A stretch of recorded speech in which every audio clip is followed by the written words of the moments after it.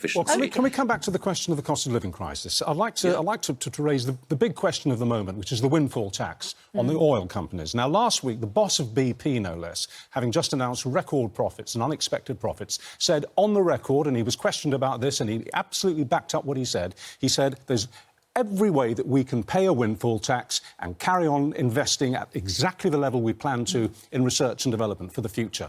So that's almost a green light from BP to impose a windfall tax. The next day, Shell announced phenomenal profits. Why don't you impose a windfall tax? Because it would give you an enormous amount of money to help people who are facing real problems with their bills.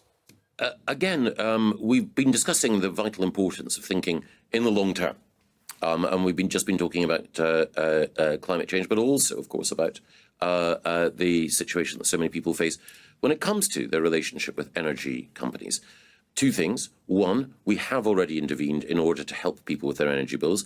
Two, if we have the wrong tax levied at the wrong time and in the wrong way, then it will deter investment in the North Sea. Now, I've heard what BP have said, but also I was in Aberdeen, my hometown, the other week, and I know that if we were to have the wrong type of levy imposed, that would act as a deterrent to some of the future investment we need, not just to get oil and gas from the North Sea and to see new resources developed, but also to have investment in other forms of energy as well. But what would make it the wrong kind of levy? Surely a simple windfall tax now, when the companies and the oil companies are making profits that they couldn't have dreamt of a couple of years ago, and when the boss of one of them has said he's totally comfortable with paying a windfall tax, why is that an unsuitable levy now? Surely it's exactly the right time to impose a levy.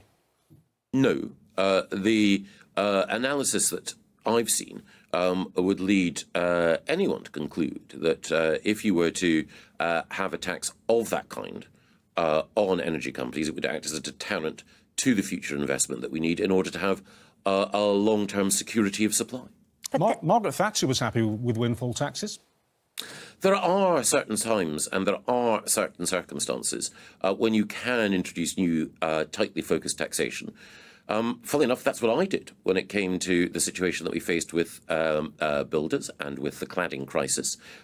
We were able both to negotiate with the major developers in order to get more money out of them, in order to help people who were trapped in leasehold properties. And we also have a particular type of levy that we're applying as well.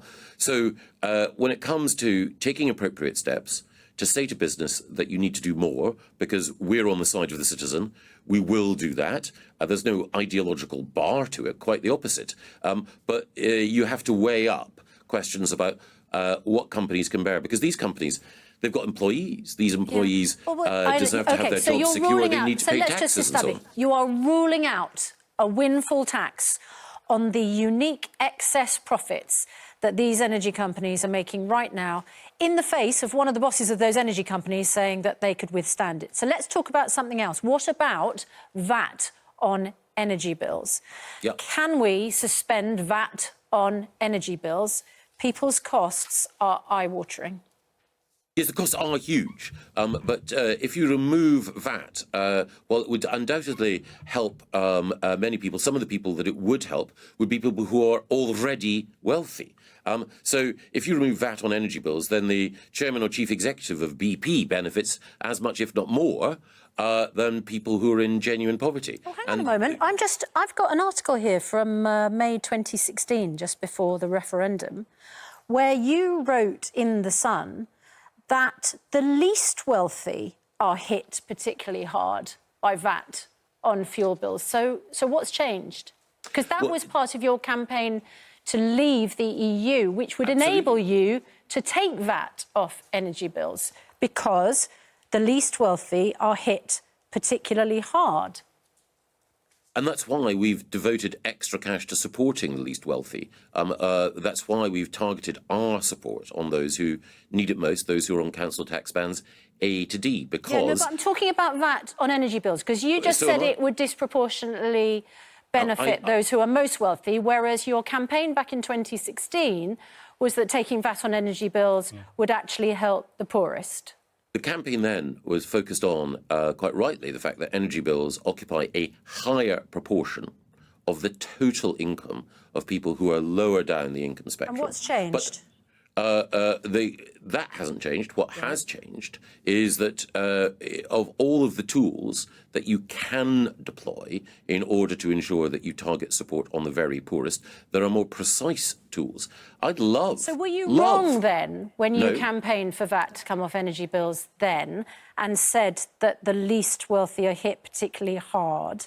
And that if we voted leave, you would be able to scrap this unfair and damaging tax, and that it wasn't right that unelected bureaucrats in Brussels imposed that tax on the poorest, and elected British politics can do nothing.